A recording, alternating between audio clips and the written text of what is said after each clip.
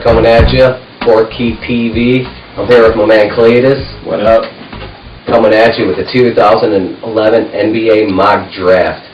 I want to give a shout out to the 2011 NBA champion Dallas Mavericks, taking down LeBron, the choke artist. Sorry, D. Wade. They deserved it. I knew they were going to win the series even before it started.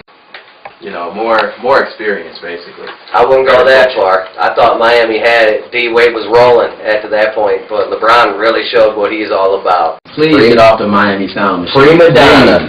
All right, then let's move into the mock draft and see what LeBron did to his old city, Cleveland, who got that #1 pick. I'll tell you what. I'll start it off right now. I got Cleveland #1 taking Kyrie Irving.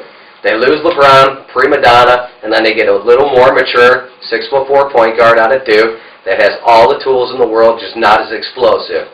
I'll tell you what, the kid can run the floor. That's what they need. #1, Kyrie Irving. Take it. I'm going with Kyrie Irving as well.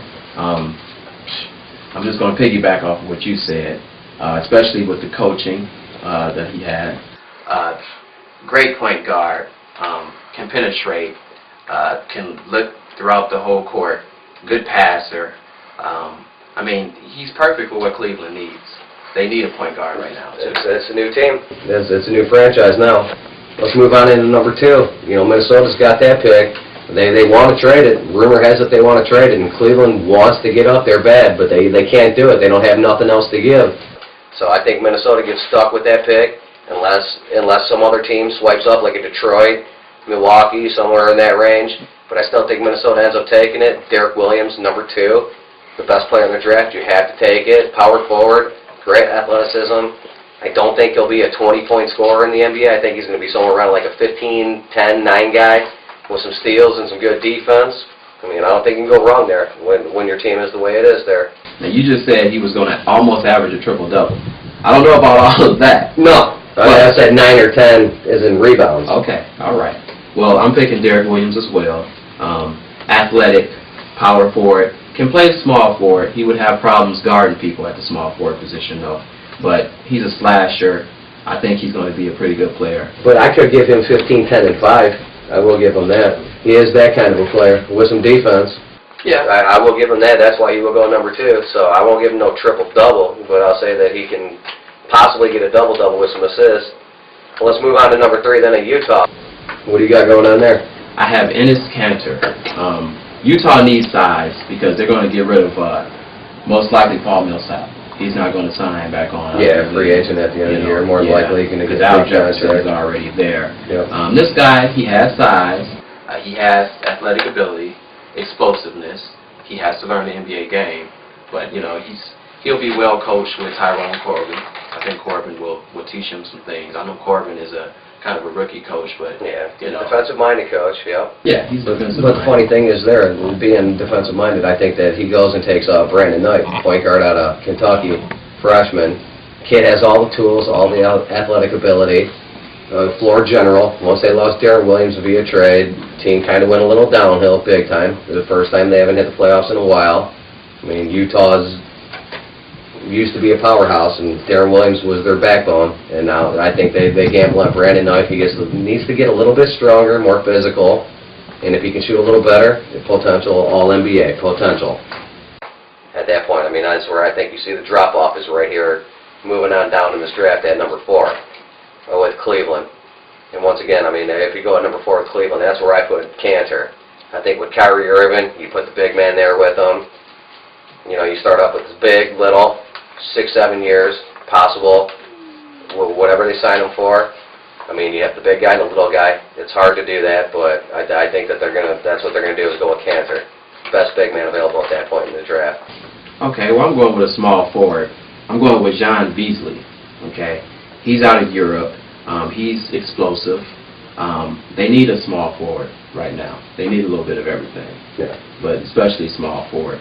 They need a scorer. They need to score at that position. He's allegedly a scorer. Allegedly, in the NBA. You know, he's European players. Yep. They do know how to score. It's not a bad pick at that point. Not at all. Not a bad pick. We move on to #5 and go to Toronto. It was hard for me not to have Cleveland do this because as much as I want to say you got to take the best talent available in this draft, I think that #5 that Toronto's going to take Kemba Walker, and I thought that Cleveland maybe could have taken him at 4 and said, I'll take Kyrie Irving and Walker and just had a stud backcourt for years if you could squeeze him in as 1 and 2, but I just don't see that happening. So he's going to fall to Toronto at number 5. Big-time scorer, going to put fans in the seats in Canada. He scored 27-ish points a game at Connecticut. Big-time player. It's the best player available at that point. It's a no-brainer for Toronto at 5. Big Pimpin, you are simping. I got Brandon Knight, okay? Point guard, very good point guard, very, very solid, all-around athleticism. Don't get me wrong, I like Kemba Walker though, but, you know, Kemba Walker is a little undersized, okay? I think Brandon Knight just fits the Toronto's, what they want out of a point guard right now. I guess. You want to put nobody in the seats, I guess you go with that then. Now we want to sell tickets, huh? Yeah, it's all about How about tickets. winning games? Yeah, okay. Well, let's move on to number 6 then. That's where I got my Beasley going. Yeah, Beasley. You know, Washington needs the big man. They got John Wall already, so it's time for them to get a big man. You know, no more Gilbert Arenas. It's John Wall's team. John Wall and a big man. Let's see him do this. Okay. All right. Well, I'm going with Kawhi Leonard, small forward out of San Diego State. Okay. He's pretty polished, all-around game. He's got some good defense. Great defense. I saw a lot of him, you know, during the tournament. I saw what he could bring to the table. You know, he's very athletic also. You know, I think he's a good fit for the Wizards with their young team, and they all can grow together. That's the potential. What do you got at number 7 for Sacramento? That's where I go with Kemba Walker. Okay. Okay. And so much has been said about Kemba Walker. What else? What more can I say? He has a huge heart. You know, he goes nonstop. You know, I like his ability to penetrate. He's got a motor, score. He can score. The jury is still out on his passing ability. But I know he can play the game. Sacramento likes to score. They don't like to play defense. No, they don't. No, they don't. But don't be so clueless, Cletus. I mean, at number 7, you got to go with Jimmer Fredette. Kemba's gone. He's long. He's already spoken for at this point. Jimmer Fredette. They go with another big-time scorer. He led the nation in scoring. I mean, why not? Like you said, I agree with the fact that they like scoring, but I just don't think that Kemba will be there at that point. I think Jimmer Fredette's their guy. Okay. So you think Jimmer is good enough to play point guard? No. You think they put I think they just take the best available player at that point. You got to go with the best talent available at this point. So let's move on to Detroit at number 8. You know, I'll tell you what, I have them. This is a missed pick for the Pistons, the hometown team. I'm sorry to say it. Joe Dumars screwed up once with Darko, and he screws up again with Dantas Montunis out of Italy, a 7-foot center, a project. Doesn't do nothing for us. We need a big man. Everybody knows the Pistons are crying for a big man, and I feel it's a big fail. Well, you know, I think he is going to fail, but with a different pick. I think he's going to take Jonas Valanciunas. Now this guy, he's out of Europe also. He's a big-time rebounder, a true rebounder, which is, you know, kind of what Detroit needs. Another project. But he's a project. Yep. Exactly. So, you know, Dumars is, what is that, strike 3 for Dumars or strike 4? Strike 3, you're out of here. Right. You shouldn't have got a third one. Well, I'll tell you what, let's move on to Charlotte then, so we can skip Detroit. Move on to Charlotte, and that's where I put Kawhi Leonard. I agree with that. Michael Jordan likes those defensive players, like Scottie Pippen-ish type players, and that's what Kawhi Leonard is. He's not quite the Scottie Pippen type scorer. He's imagining his old team. It's not going to find that. He's not the scorer, but he has the defense. All NBA defensive skills.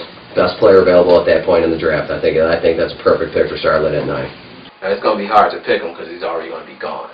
That's why I'm going with Marcus Morris. Okay, one of the twins. This guy, I think he has more athletic ability, better shooter, big guy too. He can't rebound as well as his brother. Plays good defense. He plays very solid defense.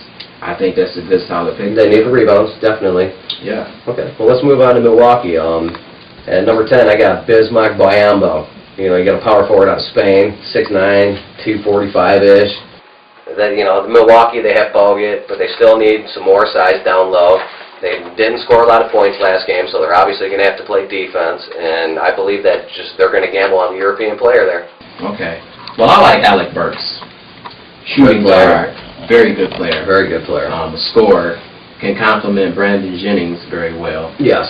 They need more scoring. Lethal backcourt. Lethal backcourt. Possible lethal backcourt Yeah, there. and we don't know what Michael Redd is going to do. And Michael Redd's at the end of his career. Yeah, it may be over for him. So I think that's a very, very good pick for them. Yeah, oh yeah. If that's the way they go, that's a good pick.